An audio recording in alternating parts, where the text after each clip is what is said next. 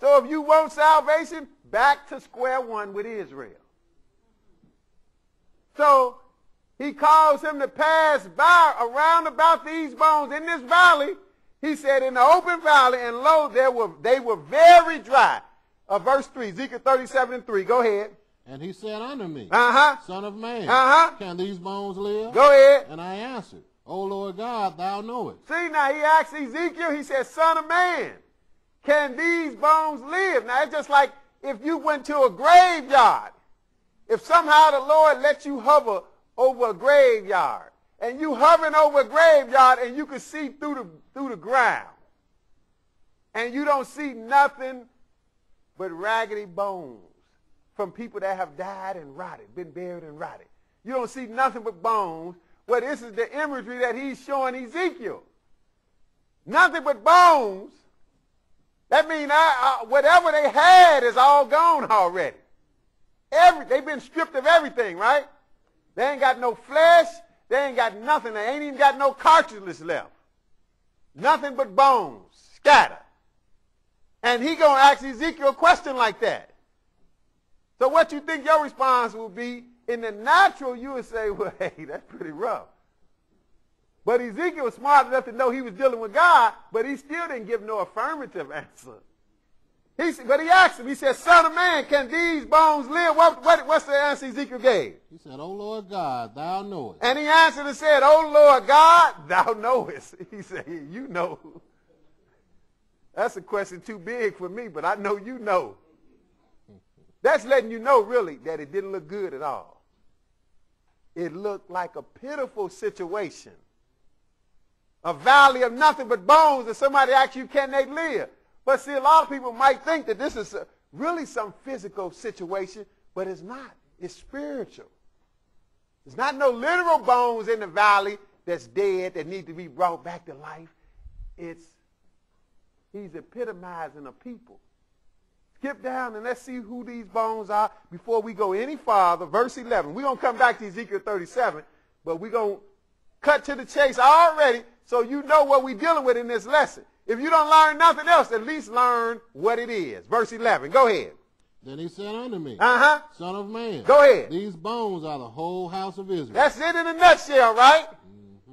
So most people didn't know this. They heard this riddle that the preachers give about the dry bones in the valley. They never told them it was about Israel. See, because they done away with Israel. Or when they talk Israel, they just spiritualize it away. Look, you can't spiritualize this away. He's talking about the physical people of Israel. All the way down to Revelation, he's talking about the physical people of Israel. That's why in Revelation 7, he's going to seal 12,000 from each of the 12 tribes. 144,000 that people heard of, but they are physical Israelites. That's why he even named the individual tribe. See, they got to be somewhere. But James tells you in James, the first chapter, that they scattered abroad. They scattered out. Because that's part of this divine curse that he put Israel under, and that's what he's showing you through this vision of these dry bones. So we got the identity of the dry bones that Ezekiel is looking at in this valley. He said these bones are the whole house of Israel. See, the whole house of Israel got to be in a pitiful state, a pitiful condition. Can't be in a good condition. Go ahead. Behold, they say, our bones are dried, and our hope is lost. We are cut off for our part. See, and that's what's being said. In other words, it don't look like there's no hope. Because Israel has been cut off as a people for what they done to God, how they sinned against God after he brought them out of bondage in the old days. But now, we at least know that much. Let's show you what kind of death this is.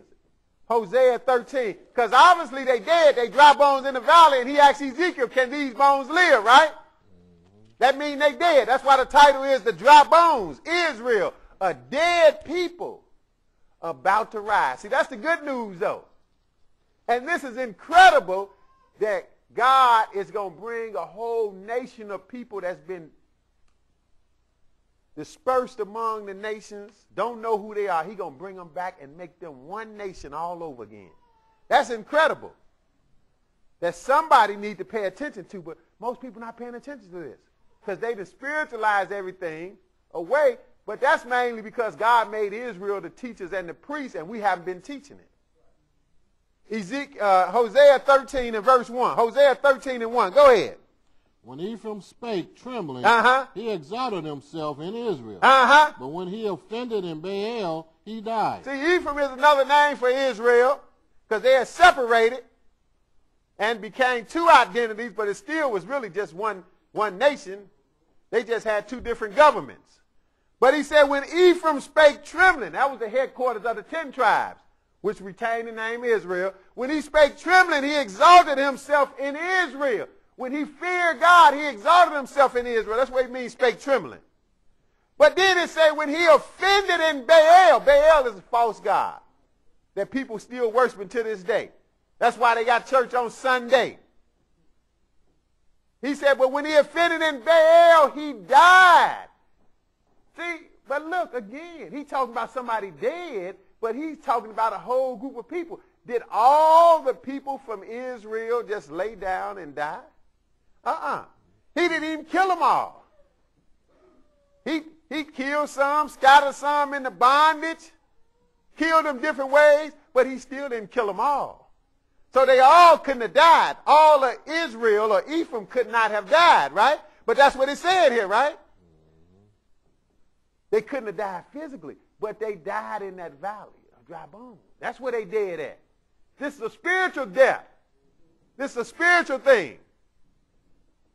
He said when he offended in Baal, he died. Notice, even though he died, he's still around, still sinning some more. He died, right? Go ahead, verse 2. And now they sin more and more. Wait a minute. I thought they died. If they died, they wouldn't be sinning no more, right? You can't sin after you dead, literally. That lets you know it's spiritually. When he served God with fear, he exalted himself. When he started worshiping false gods, paganism, he died. And once he died, he continued in that death and sinned more and more. See, that's what we are today. If you can't see this, you need to get some new eyeglasses. We are the walking dead. We the walking dead. We don't have a clue. We try to blame other people for our predicament, then we hate each other. Don't know who we are, don't know where we came from. The old saying is true. If you don't know where you came from, you can't know where you're going. He said, and now they sin more and more. Go ahead.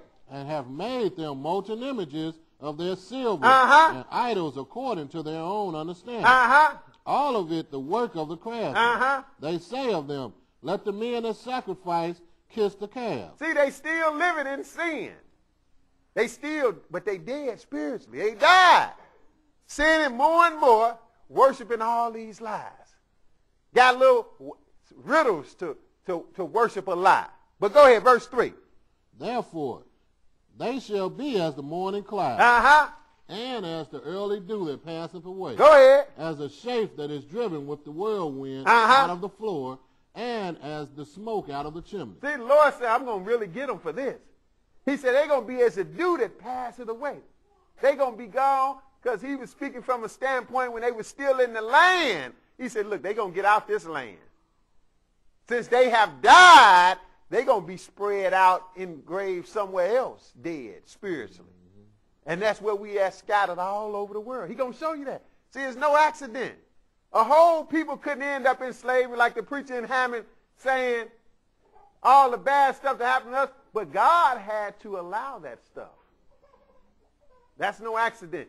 He said they're going to pass away as a chaff that is driven with the whirlwind out of the floor, as smoke out the chimney. You watch, especially when it's cold out, you see some smoke come out the chimney, hey, it's gone. Skip down now to verse 9. Go ahead.